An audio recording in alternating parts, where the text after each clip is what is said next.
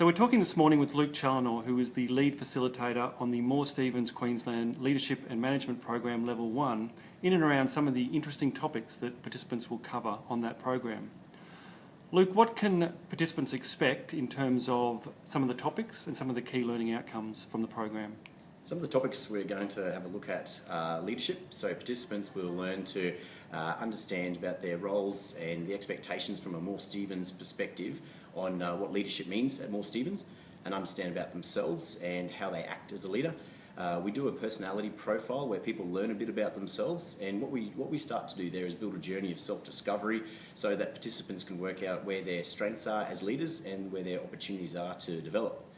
We also have a look at staff management, and here we give participants the skills to have some of the more difficult conversations with staff. We train them to be thoughtful about how they approach their team members and how they need to realise that their team members are individuals with individual needs, and so we train people to be aware of how to tailor their communication to their team members as individuals. We also look at communication from a broad perspective of communicating with clients, plus also how to present and communicate in the workplace. We look at clients and we look at client communication, and we look at how to manage the relationship with the client and some of the things to be mindful of in determining who our clients are and what are their specific needs.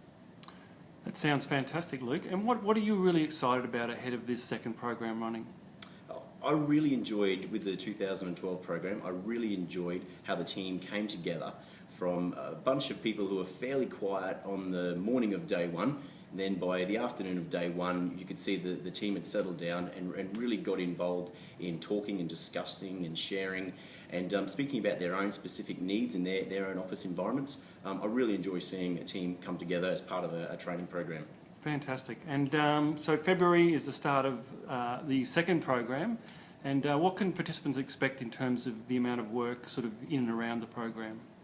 Well, most of the work will be done inside the program. However, there is an expectation that we take away some of our learnings and actually use them in the real world.